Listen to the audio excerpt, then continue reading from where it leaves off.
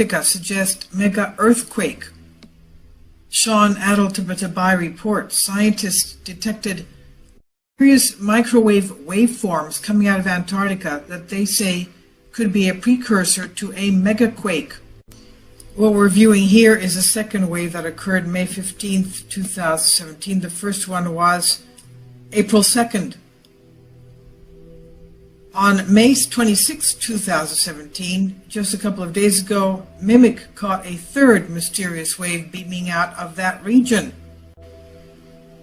And this is it here. As we can see, most of that wave is close to the San Andreas fault line, starting here in South America.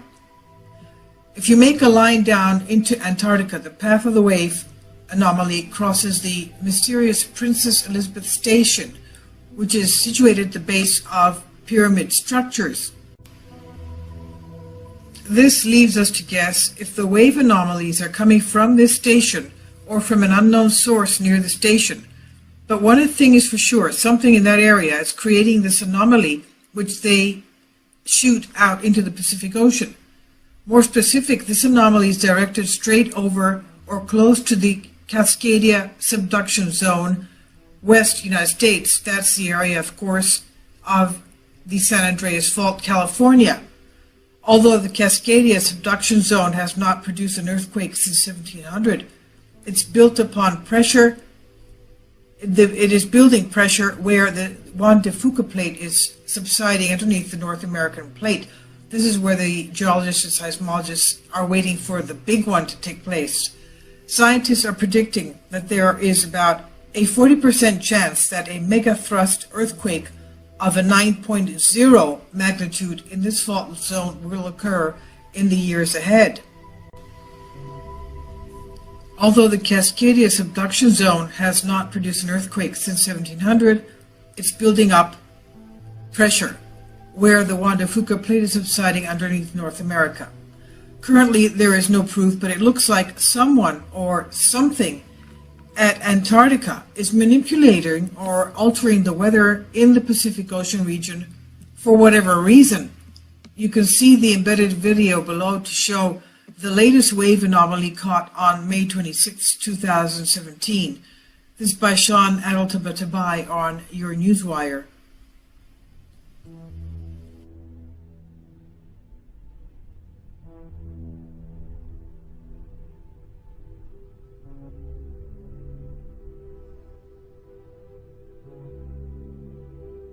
Moss tissue, and do you know why traces of vegetation and microorganisms found in drilling in Antarctica are dated by scientists for the most part at least 40 million years old? Simply, that as long as they do not accept the theory of Charles Hapgood and Albert Einstein of the displacement of the Earth's crust, and confirmed by the message transmitted by the Great Pyramid of Cheops, which explains that the Antarctic continent has moved several thousand kilometers to the south, about 12,000 years ago. Scientists have only the choice to go back 40 million years with the theory of plate tectonics. For Antarctica to be at a good latitude, to be covered by lush vegetation. The theory of plate tectonics, which was, by the way, was completely rejected, is described as far-fetched by the scientific community of the time, and finally accepted only in 1960. We will show you in this video scientific evidence that the Antarctic has undergone a gigantic cataclysm, with titanic volcanic eruption and giant tsunami, following the displacement of this continent, which destroyed all the vegetation that previously existed and decimated the civilization that populated this land about 12,000 years ago.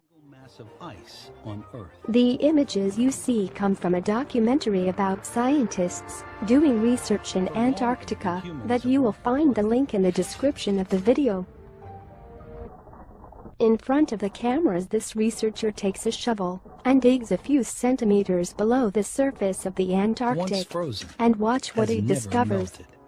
This is volcanic ash that erupted from a volcano and has been sitting there for millions of years.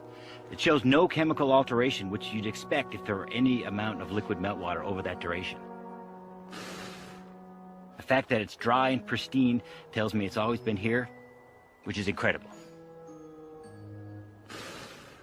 This is volcanic ash that erupted from a volcano and is A phenomenal quantity of volcanic ash in perfect condition, just below its surface, and which witnesses a huge volcanic eruption in a recent past.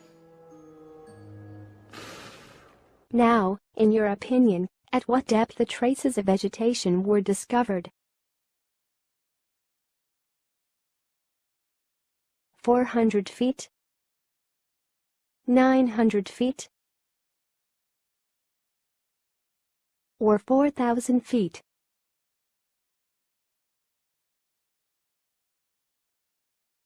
Here is the answer. We are now, with another group of researchers, on another part of the island. In front of the cameras, one of the researchers also digs a few centimeters below the surface of the Antarctic, and watch what he discovers. Oh, a leaf. Is that a leaf? There's a leaf right there. Hey! A leaf imprint in an extraordinary conservation state. But it is not finished. sweet leaf. And then they find something extraordinary. This is like a peat moss. And then if we, tease some of this out, they're like freeze-dried. Under the microscope, these brittle mosses are in pristine condition. These moss fossils are not rock, but actual plant tissue, the last vestiges of vegetation from a time when Antarctica was still warm. They were found under a layer of volcanic ash that for even relatively short periods of time in this location. Otherwise, these things are gone. now. But there are not only plants, there are even pieces of trees. A completely different picture. Exploring East Antarctica, closer to the South Pole, Andrew's David Harwood found leaf fossils and pieces of wood. Surprisingly, according to Harwood, these date to a relatively recent time, when Antarctica was not only warmer than today, there were plants and trees. This is a piece of southern beech. This wood is not fossilized in the sense that it is petrified. It could still burn. To find the wood and leaves together is pretty phenomenal. But above all, and which reinforce our theory of a violent cataclysm, is that this piece of trees is petrified.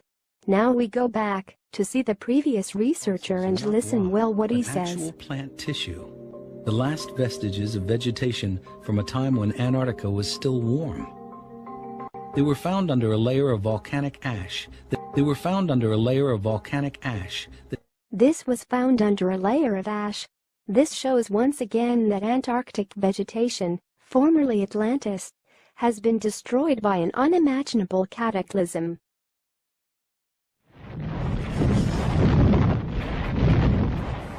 Which is incredible. Right there. Hey! We find something extraordinary, or in pristine condition. Pretty phenomenal. All this is nothing extraordinary if you stop to believe that it dates from millions of years. How is it possible to be as blind? But ancient maps, which date from before the official discovery of the Antarctic, clearly shows us the Antarctic to a position much further north, close to the African coasts, and without being covered with ice where appear mountains, hills, lake, and river, and even animals on a very rare map, which we will reveal to you in a few moments, and that very few people know. Biri Reis haritası pek çok sıra dışı bilgi ve sırra sahiptir. Biri Reis haritalarında Grönland ve Antarktika'nın buzul altı topografik haritalarını da çizdi. Bu mucizevi bir detaydır. O dönemin teknolojisiyle buzulların altında gizlenen kara parçalarını görmek imkansızdı. Ve bu haritaların doğru olduğu 20. yüzyılda sismik teknoloji geliştirildikten sonra fark edilebildi. Biri Reis haritasında There is not only the Piri Reis's map, there is also the Orens-Vines map, which dates from 153, which is even more detailed. And finally the map of Ferdinand Verbiest, edited in 1674 and offered to the Emperor of China, where the North America is under the ice, and the Antarctic populated by animals. We know by the Egyptian priests, reported by Plato, that those who survived the cataclysm were the men and women who live in altitude, at the top of the mountains. The names of these men have been preserved, but the recollection of their actions has perished in consequence of deluges, which have not permitted the subsistence of illiterate mountaineers. For the species which survived every time was, as I have said above, that of the mountaineers and illiterates, who knew only the names of the masters of the country, and knew very little of their actions. Now, if you look at a map of the Antarctic, where did you think the survivors moved? Obviously, South America was the only possible destination. And this solves one of the mysteries of the American settlement, because the Antarctic, located at the same time, near Africa and the South America, simply explains the history of the settlement of America.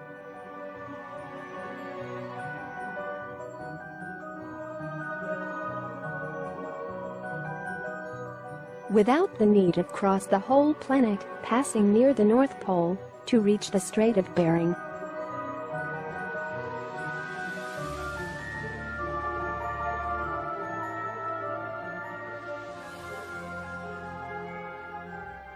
Now, second question, if you are a survivor of this cataclysm, where in South America will you naturally choose to take refuge? The answer is once again to show you that it was built by the survivors of Atlantis. Here is the photo of the walls of the city of Tiwanaku, which is visible in the video. Now an extract from a Platon, where he describes a particularity in the art of building of the Atlanteans. They pulled their stones from the periphery of the central island, and from under the walls, outside and inside, there were white, black and red. And while extracting the stones, they built double ponds dug in the interior of the ground and covered with a roof by the very rock.